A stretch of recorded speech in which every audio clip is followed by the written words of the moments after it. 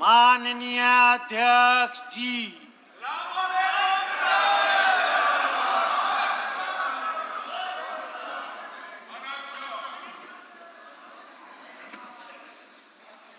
माननीय सदस्यगण,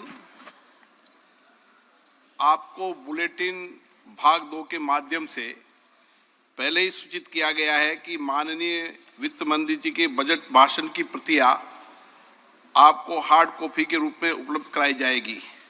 अतः बजट प्रस्तुत हो जाने के पश्चात माननीय सदस्य बजट भाषण की प्रति प्रकाशन काउंटर से प्राप्त कर सकते हैं। आपको ये भी सूचित किया जाता है कि माननीय मंत्री द्वारा बजट प्रस्तुत किए जाने के पश्चात उसे मेंबर पोर्टल पर भी उपलब्ध करा दिया जाएगा। माननीय वित्त मंत्री जी।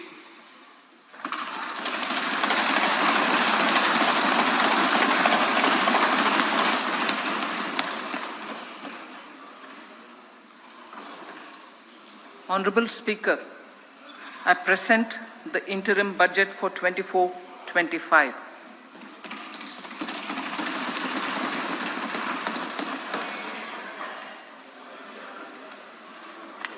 The Indian economy has witnessed profound positive transformation in the last 10 years.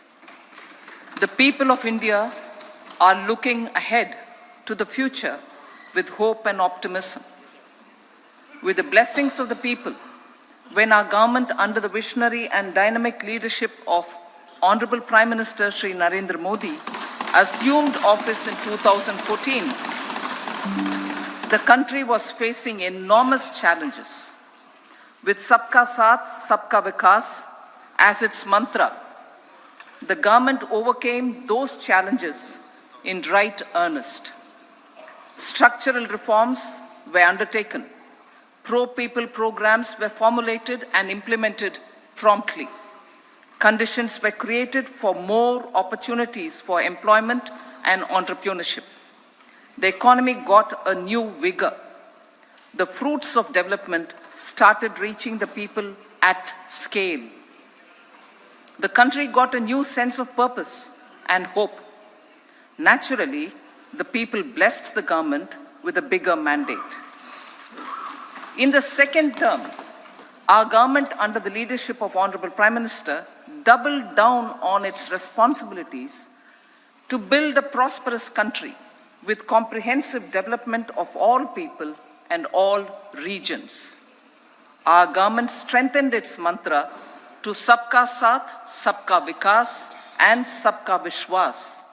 Our development philosophy covered all elements of inclusivity, namely social inclusivity through coverage of all strata of the society and geographical inclusivity through development of all regions of the country. With the whole of nation approach of Sabka Prayas, the country overcame the challenges of once in a century pandemic, took long strides towards Atmanirbhar Bharat, committed to Panch Pran and laid solid foundations for the Amrit Kal. As a result, our young country has high aspirations, pride in its present, and hope and confidence for a bright future. We expect that our government, based on its stupendous work, will be blessed again by the people with a resounding mandate. Inclusive development and growth. Our humane and inclusive approach to development is a marked and deliberate departure from the earlier approach of provisioning up to village level. Development programs were thus provisioned.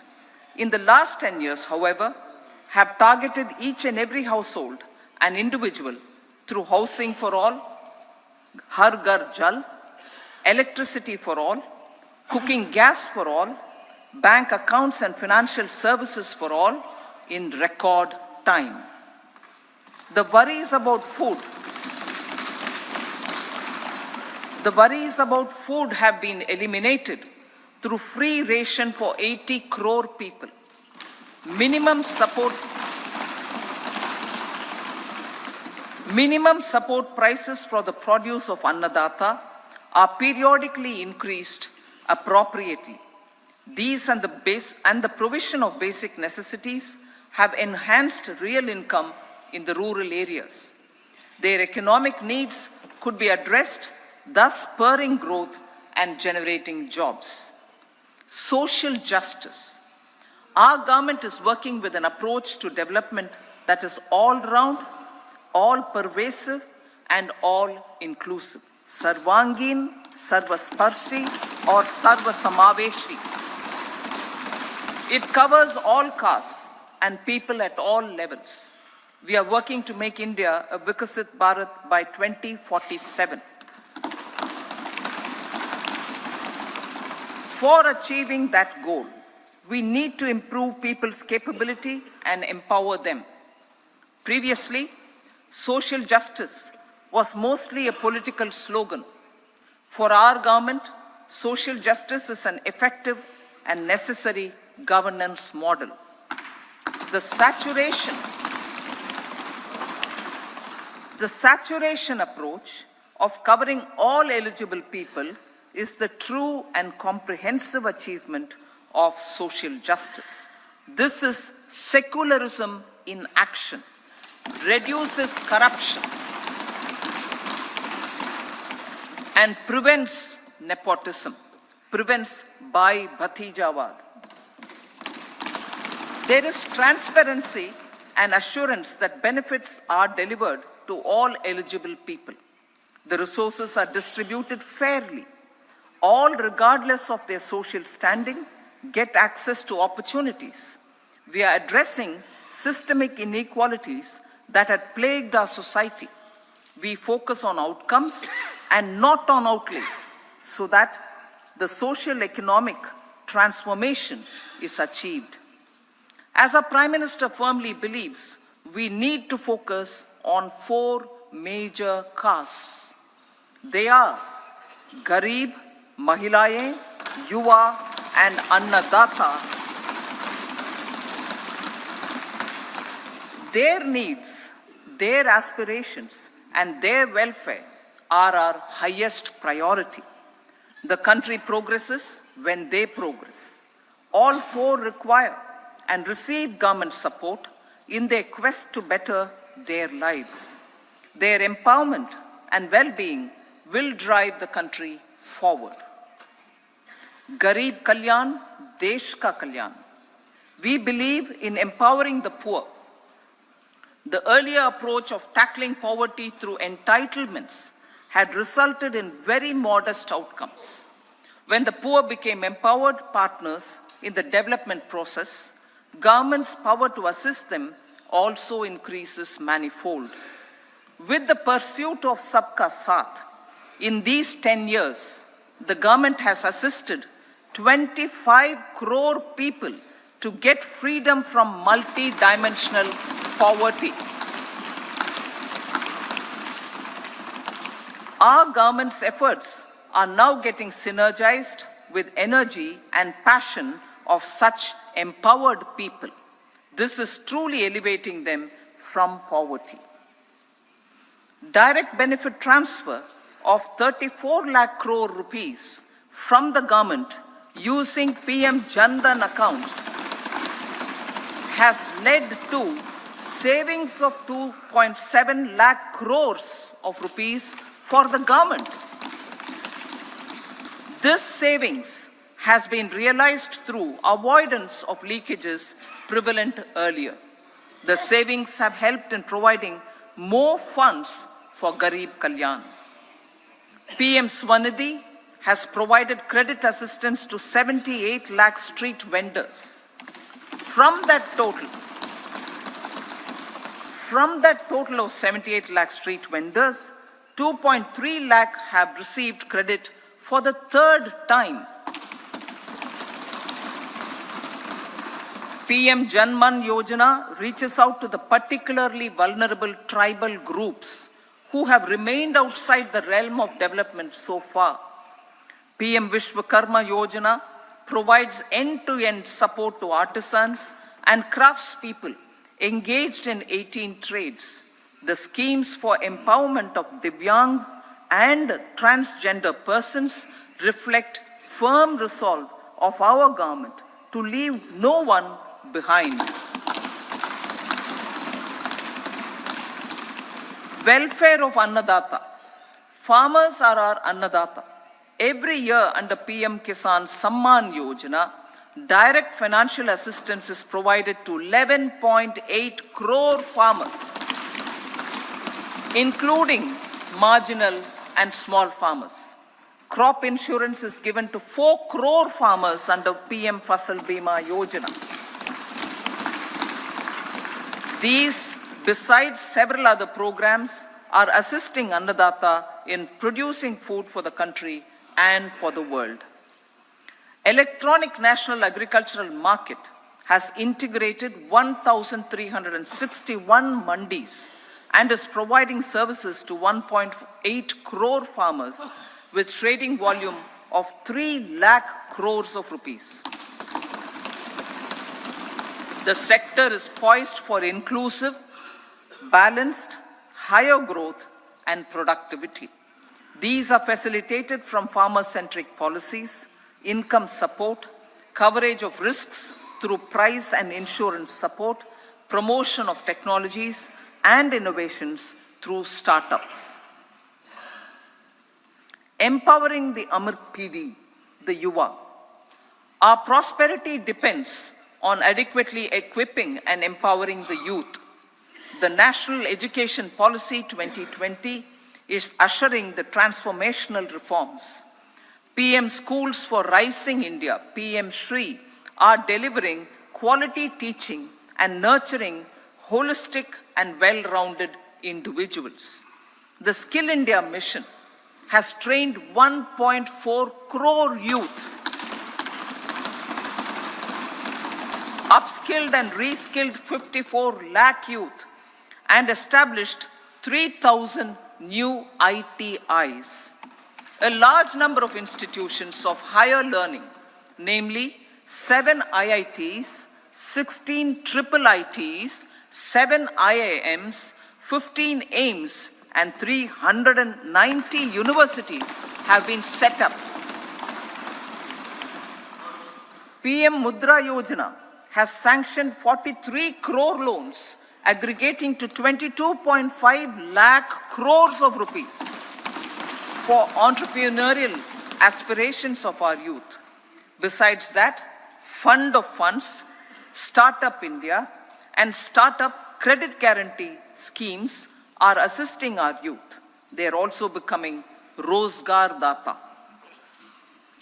The country is proud of our youth scaling new heights in sports. The highest ever medal tally in Asian Games and Asian Para Games in 2023 reflects a high confidence level.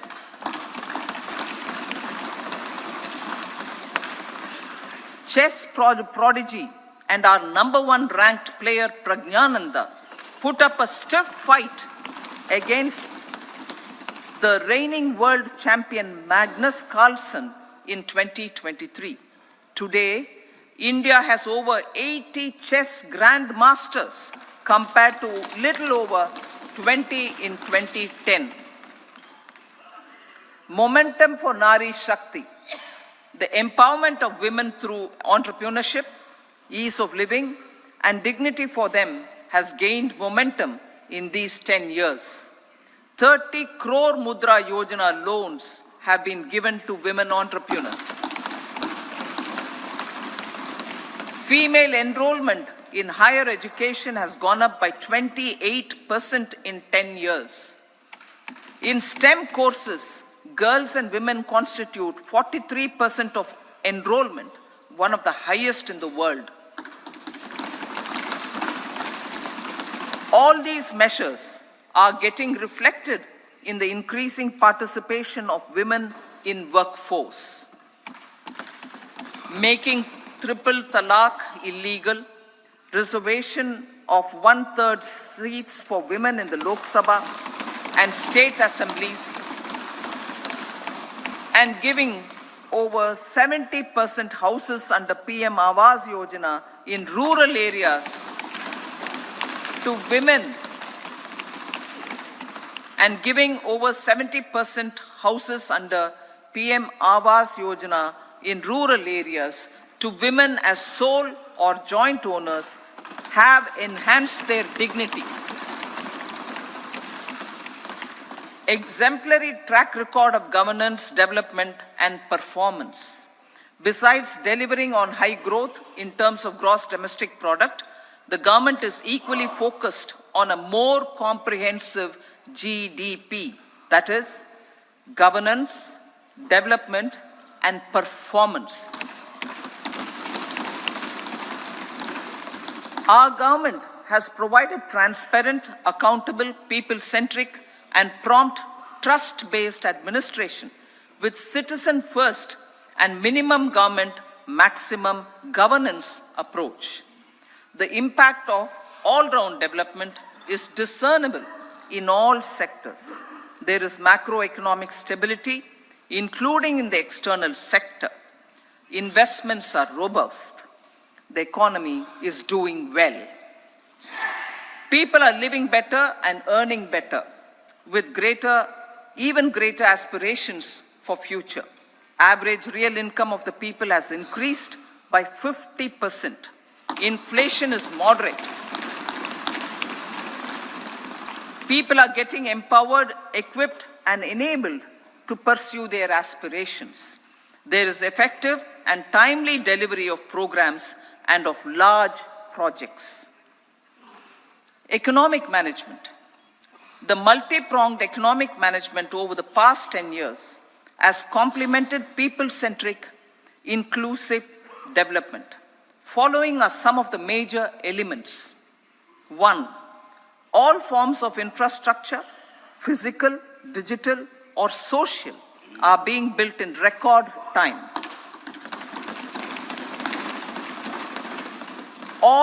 Number 2, all parts of the country are becoming active participants in economic growth.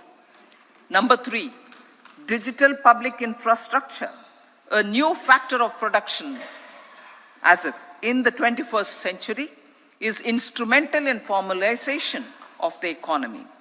Number 4, goods and services tax has enabled one nation, one market, one tax.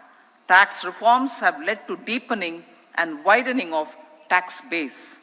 Number 5, strengthening of the financial sector has helped in making savings, credit, and investments more efficient.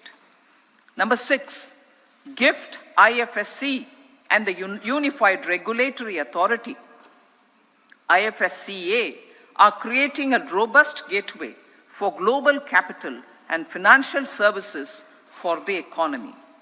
Number 7, proactive inflation management has helped keep inflation within the policy band. Now the global context, Honorable Speaker, sir. Geopolitically, global affairs are becoming more complex and challenging with wars and conflicts. Globalization is being redefined with reshoring and friendshoring, disruption and fragmentation of supply chains and competition for critical minerals and technologies. A new world order is emerging after the COVID pandemic. India assumed the G20 presidency during very difficult times for the world. The global economy was going through high inflation, high interest rates, low growth, very high public debt, low trade growth, and climate changes. The pandemic has led to a crisis of food, fertilizer, fuel, and finances for the world, while India successfully navigated its way. The country showed the way forward and built consensus on solutions for those global problems. The recently announced India-Middle East-Europe economic corridor is a strategic and economic game changer for India and others. In the words of Honorable Prime Minister, the corridor, and I quote, will become the basis of world trade for hundreds of years to come, and history will remember that this corridor was initiated on Indian soil. Unquote. Vision for Vikasit Bharat. Our vision for Vikasit Bharat is that of prosperous Bharat in harmony with nature, with modern infrastructure, and providing opportunities for all citizens and all regions to reach their potential. With confidence arising from strong and exemplary track record of performance and progress, earning Sabka Vishwas, the next 5 years will be years of unprecedented development and golden moments to realize the dream of developed India by 2047.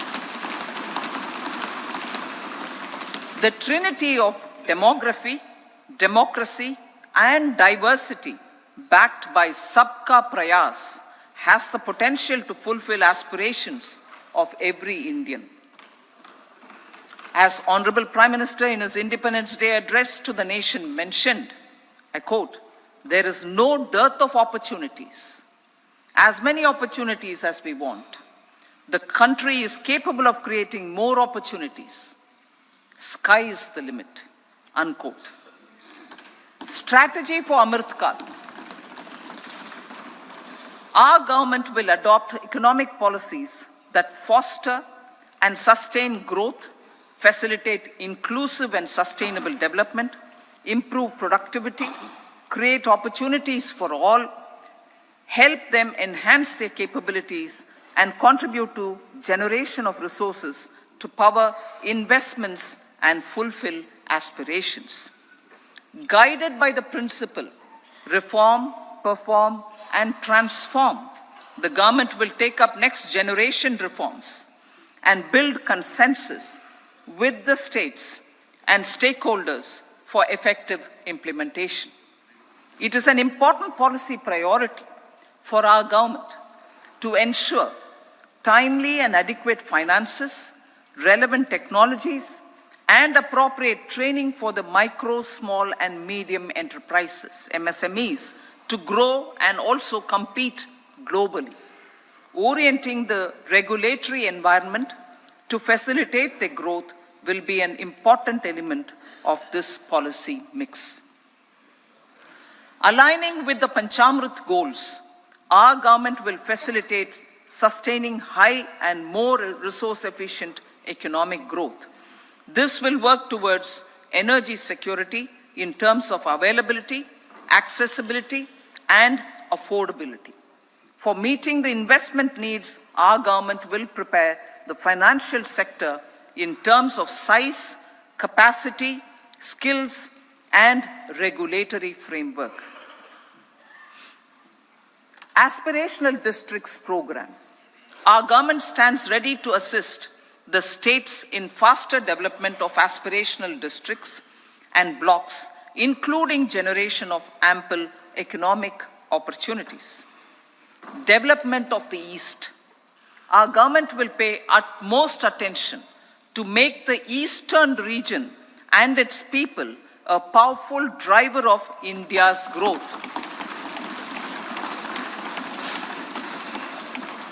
PM Awas Yojana Gramin. Despite the challenges due to COVID, implementation of PM Awas Yojana Gramin continued, and we are close to achieving the target of 3 crore houses. 2 crore more houses will be taken up in the next 5 years to meet the requirement arising from increase in the number of families.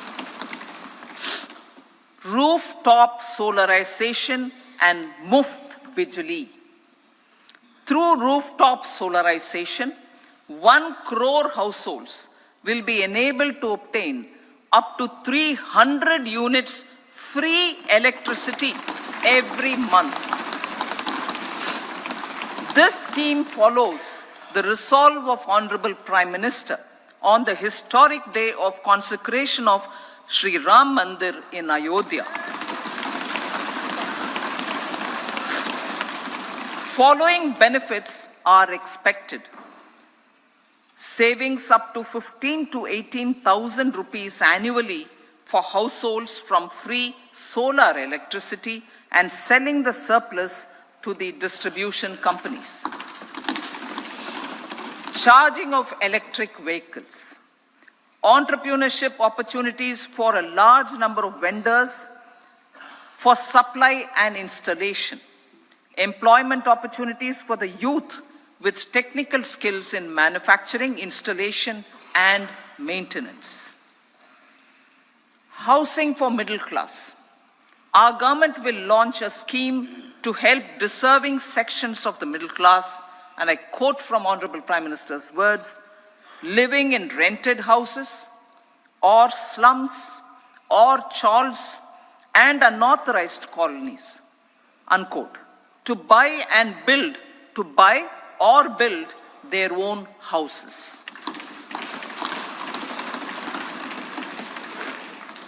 Medical colleges. Several youth are ambitious to get qualified as doctors. They aim to serve our people through improved healthcare services. Our government plans to set up more medical colleges by utilizing the existing hospital infrastructure under various departments.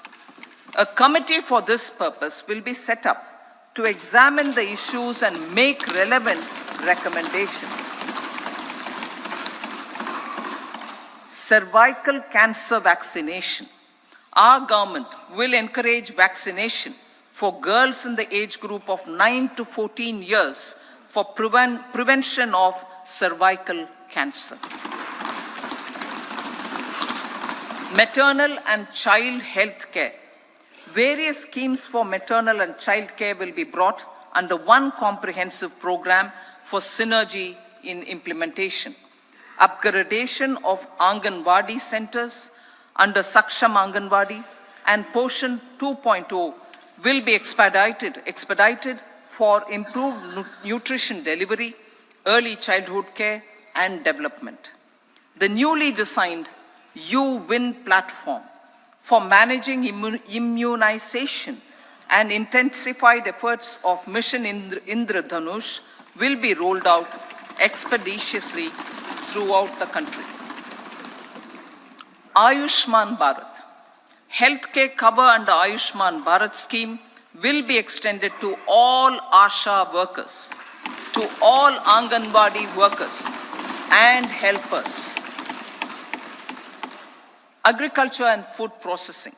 The efforts of value addition in agriculture sector and boosting farmers' incomes will be stepped up. Pradhan Mantri Kisan Sampada Yojana has benefited 38 lakh farmers and generated 10 lakh employment. Pradhan Mantri Formalization of Micro Food Processing Enterprises Yojana has assisted 2.4 lakh SHGs and 60,000 individuals with credit linkages. Other schemes are complementing the efforts for reducing post-harvest losses and improving productivity and incomes. For ensuring faster growth of the sector, our government will further promote private and public investment in post-harvest activities, including aggregation, modern storage, efficient supply chains, primary and secondary processing and marketing and branding. Nano DAP. After the successful adoption of nano urea, application of nano DAP on various crops will be expanded in all agroclimatic zones. Atmanirbhar Oil Seeds Abhiyan. Building on the initiative announced in 2022, a strategy will be formulated to achieve Atmanirbharta for oil seeds such as mustard, groundnut, sesame, soya bean, and sunflower. This will cover research for high-yielding varieties, widespread adoption of modern farming techniques, market linkages, procurement, value addition, and crop insurance. Dairy development. A comprehensive program for supporting dairy farmers will be formulated. Efforts are already on to control foot and mouth disease. India is the world's largest milk producer with India is the world's largest milk producer, but with low productivity of milch animals. The program will be built on the success of existing schemes such as Rashtriya Gokul Mission, National Livestock Mission, and infrastructure development funds for dairy processing and animal husbandry. Matsya Sampada. It was our government which set up a separate department for fisheries, realizing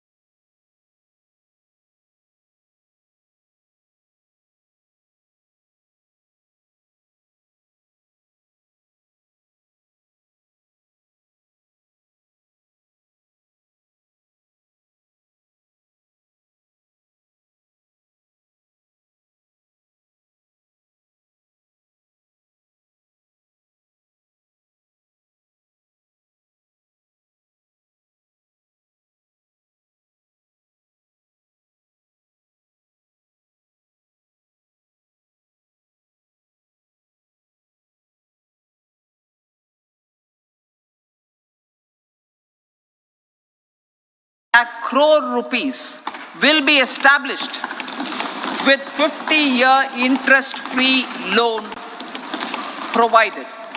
The corpus will provide long-term financing or refinancing with long tenors and low and or nil. I repeat that sentence. The corpus will provide long-term financing or refinancing with long tenors and low or nil interest rates. This will encourage the private sector to scale up research and innovation significantly in sunrise domains. We need to have programs that combine the powers of our youth and technology. A new scheme will be launched for strengthening deep tech technologies for defense purposes and expediting Atmanirbharta. Infrastructure development. Building on the massive tripling of the capital expenditure outlay in the past 4 years, resulting in huge multiplier impact on economic growth and employment creation, the outlay for the next year is being increased by 11.1% to 11,111 crore rupees. This would be 3.4% of our GDP. Railways. 3 major economic railway corridor programs will be implemented. These are energy, mineral and cement corridor. Number 2, port connectivity corridors. And number 3, high traffic density corridors. The projects have been identified under the PM Gati Shakti for enabling multimodal connectivity. They will improve logistics efficiency and reduce cost.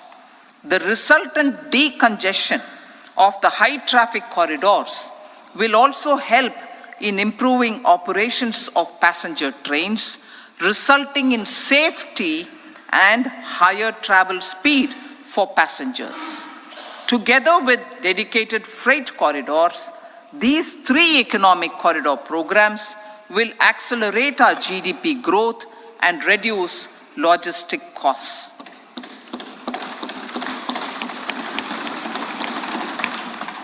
40,000 normal rail bogies will be converted to Vande Bharat standards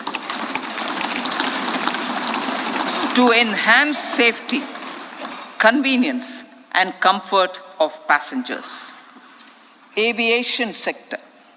The aviation sector has been galvanized in the past 10 years. Number of airports have doubled to 149.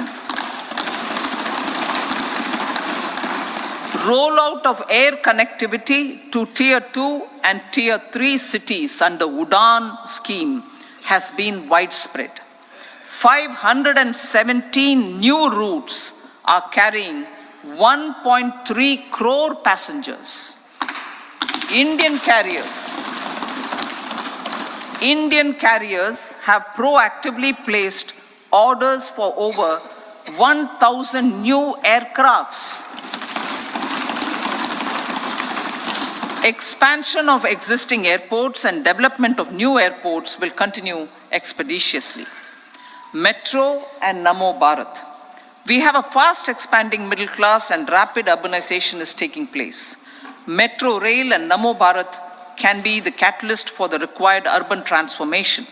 Expansion of these systems will be supported in large cities focusing on transit-oriented development. Green energy. Towards meeting our commitment for net zero by 2070, the following measures will be taken. Viability gap funding will be provided for harnessing offshore wind energy, potential for initial capacity of 1 gigawatt. Coal gasification and liquefaction capacity of 100 metric tons will be set up by 2030. This will also help in reducing imports of natural gas, methanol, and ammonia. Phased mandatory blending of compressed biogas in compressed natural gas for transport and piped natural gas for domestic purposes will be mandated. Financial assistance will be provided for procurement of biomass aggregation machinery to support collection. Electric vehicle ecosystem.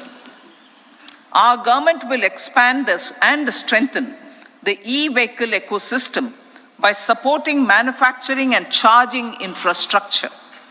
Greater adoption of e-buses for public transport networks will be encouraged through payment security mechanism. Biomanufacturing and biofoundry. For promoting green growth, a new scheme of biomanufacturing and biofoundry will be launched.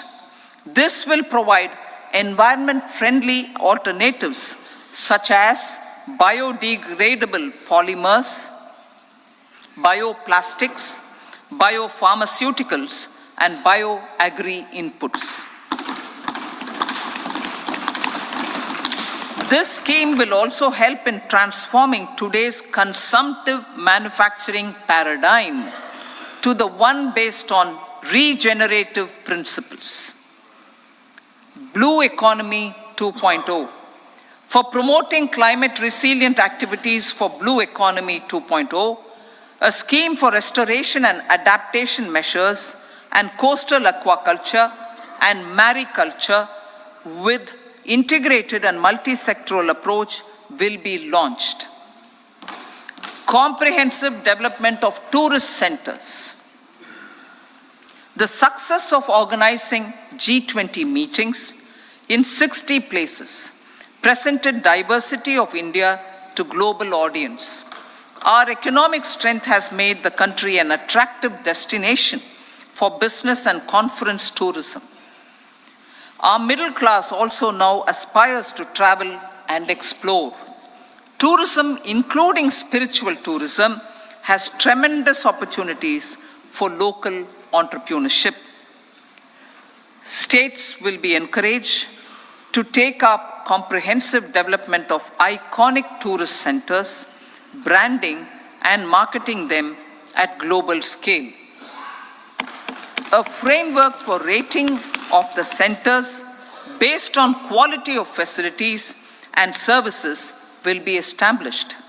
Long-term interest-free loans will be provided to states for financing such development on matching basis. To address the emerging fervor for domestic tourism, Honorable Speaker, sir, projects for port connectivity, tourism infrastructure, and amenities will be taken up on our islands, including Lakshadweep. This will help in generating employment also. Promoting investments. The FDI inflow during 2014 to 23 was $596 billion US, marking a golden era. That is twice the inflow during 2005 to 14. For encouraging sustained foreign investment, we are negotiating bilateral investment treaties with our foreign partners in the spirit of First Develop India. FDI is First Develop India. Reforms in the states for Vikasit Bharat. Many growth and development enabling reforms are needed in the states for realizing the vision of Vikasit Bharat. A provision of 75,000 crore rupees as 50-year interest-free loan is proposed this year to support those milestone-linked reforms by the state governments. Societal changes.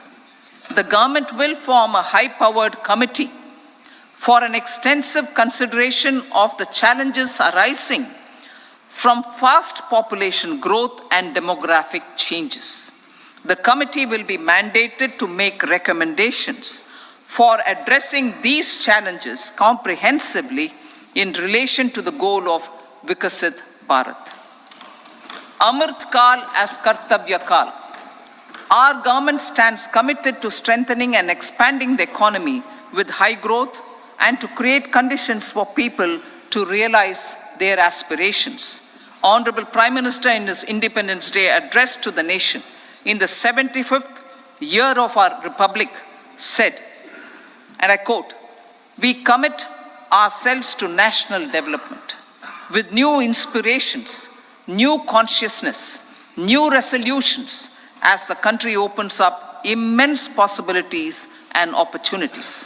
It is our Kartavya Kal." unquote.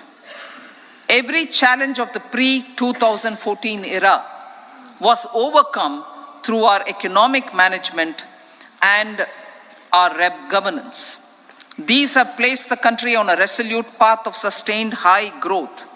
This has been possible through right policies, true intentions, and appropriate decisions. In the full budget in July, Honorable Speaker, our government will present a detailed roadmap for our pursuit of Vikasit Bharat.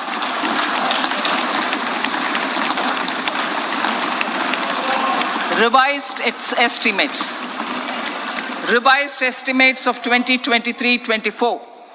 The revised estimate of the total receipts other than borrowings is 27.56 lakh crores of rupees, of which the tax receipts are 23.24 lakh crore rupees. The revised estimate of total expenditure is 44.90 lakh crore rupees. The revenue receipts at 30.03 lakh crore rupees are expected to be higher than the budget estimate, reflecting strong growth momentum and formalization in the economy. The revised estimate of the fiscal deficit is 5.8% of GDP, improving on the budget estimate, notwithstanding moderation in the nominal growth estimates. Budget estimates for 2024-25. Coming to the year 2024-25, the total receipts other than borrowings and total expenditure are estimated at 30.80 and 47.66 lakh crore rupees respectively. The tax receipts are estimated at 26.02 lakh crore rupees. The scheme of 50-year interest-free loan for capital expenditure to states will be continued this year with an outlay of 1.3 lakh crore rupees. We continue on the path of fiscal consolidation, as announced in my budget speech of 2021-22, to reduce fiscal deficit below 4.5% by 25-26. The fiscal deficit in 2024-25 is estimated to be 5.1% of GDP, adhering to that path. So the gross and net market borrowings through dated securities during 24-25 are estimated at 14.13 lakh crore rupees and 11.75 lakh crore respectively. Both will be less than that in 23-24. Now that the private investments are happening at scale, the lower borrowings by the central government will facilitate larger availability of credit for the private sector. Vote on account. I'll be seeking vote on account approval of the Parliament through the appropriation bill for a part of the financial year 2024-25. I will now move to part B. Honorable Speaker, sir, over the last 10 years, the direct tax collections have more than trebled and the return filers swelled 2.4 times. I would like to assure the taxpayers that their contributions have been used wisely for the development of the country and welfare of its people. I appreciate the taxpayers for their continued support. The government has reduced and rationalized tax rates. Under the new tax scheme, there is now no tax liability for taxpayers with income up to 7 lakh rupees, up from 2.2 lakh rupees in the financial year 2013-14. The threshold for presumptive taxation for retail businesses was increased from 2 crores to 3 crores. Similarly, the threshold for professionals eligible for presumptive taxation was increased from 50 lakh rupees to 75 lakh rupees. Also, corporate tax rate was decreased from 30% to 22% for existing domestic companies and to 15% for certain new manufacturing companies. Honorable Speaker, sir, in the last 5 years, our focus has been to improve taxpayer services. The age-old jurisdiction-based assessment system was transformed with the introduction of faceless assessment and appeal, thereby imparting greater efficiency, transparency, and accountability. Introduction of updated income tax returns, a new Form 26AS, and pre-filling of tax returns have made filing of tax returns simpler and easier. Average processing time of returns has been reduced from 93 days in the year 2013-14 to a mere 10 days this year, thereby making refunds faster. Indirect taxation.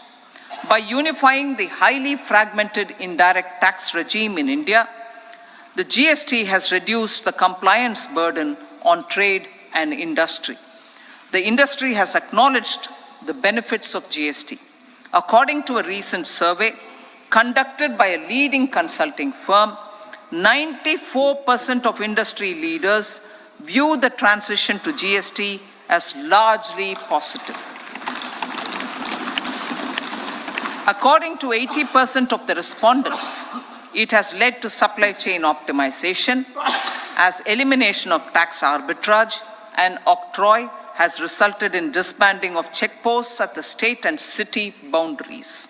At the same time, tax base of GST more than doubled, and the average monthly gross GST collection has almost doubled to 1.66 lakh crores this year. States too have benefited. States' SGST revenue, including compensation released to states in the post-GST period of 2017-18 to 2022-23, has achieved a buoyancy of 1.22. In contrast, the tax buoyancy of state revenues from subsumed taxes in the pre-GST 4-year period of 2012-13 to 2015-16 was a mere 0.72. The biggest beneficiaries are consumers, as reduction in logistic cost and taxes have brought down prices of most goods and services. We have taken a number of steps in customs to facilitate international trade. As a result, the import release time declined by 47% to 71 hours at inland container depots, by 28% to 44 hours at air cargo complexes, and by 27% to 85 hours at seaports over the last 4 years since 2019, when the national time release studies were first started. Tax proposals. As for tax proposals, in keeping with the convention, I do not propose to make any changes relating to taxation and propose to retain the same tax rates for direct and indirect taxes, including import duties. However, certain tax benefits to startups and investments made by sovereign wealth or pension funds, as also tax exemption on certain income of some IFSC units, are expiring on 31/3/2024. To provide continuity in taxation, I propose to extend the date to 31/3/2025. Moreover, in line with our government's vision to improve ease of living and ease of doing business, I wish to make an announcement to improve taxpayer services. There are a large number of petty, non-verified, non-reconciled, or disputed direct tax demands disputed direct tax demands, many of them dating as far back as 1962, which continue to remain on the books, causing anxiety to honest taxpayers and hindering refunds of subsequent years. Honorable Speaker, sir, I propose to withdraw such outstanding direct tax demands up to 25,000 rupees pertaining to the period up to financial year 2009-10 and up to 10,000 rupees for financial years 2010-11 to 2014-15. This is expected to benefit about 1 crore taxpayers. 1 crore taxpayers would benefit out of this.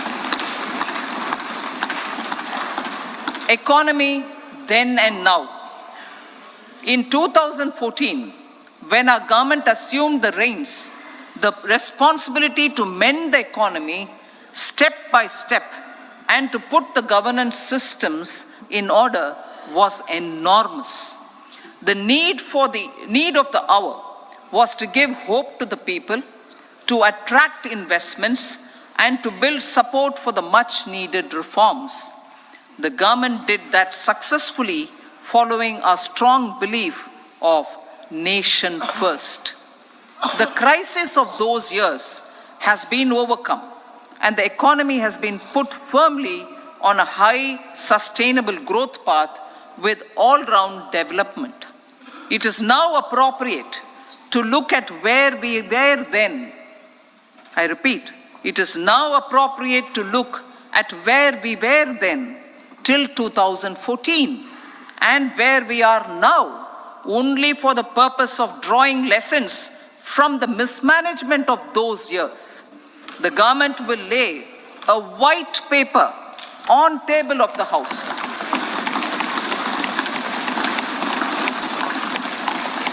The exemplary track record of governance, development and performance, effective delivery and Jan Kalyan has given the government trust, confidence and blessings of the people to realize whatever it takes, the goal of Vikasit Bharat with good intentions, true dedication and hard work in the coming years and decades. With this, Honorable Speaker, I commend the interim budget to this august House. Jai Hind.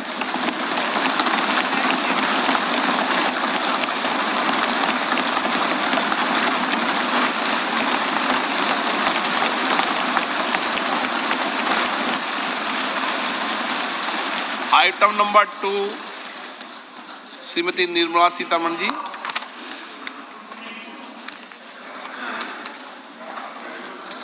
So, with your permission, I rise to lay on the table the following statements. Under Section 3(1) of the Fiscal Responsibility and Budget Management Act 2003, medium-term fiscal policy cum fiscal policy strategy statement and macroeconomic framework statement. Item number 3, Srimati Nirmala Sitharaman ji. Sir, with your permission, I rise to move for leave to introduce the Finance Bill 2024. प्रश्न ये है कि विधेयक को पुनर्स्थापित करने की अनुमति प्रदान की जाए। जो सदस्य इसके पक्ष में हाँ कहें, जो सदस्य विरोध में ना कहें। मेरे विचार में निर्णय हाँ वालों के पक्ष हुआ, हाँ वालों के पक्ष हुआ। माननीय मंत्री जी विधेयक को पुनर्स्थापित करें। Sir, I introduce the bill. सभा की कार्रवाई शुक्रवार दिनांक 2 फरवरी 2024 को प्राप्त 11 बजे तक के लिए स्थगित की जाती है।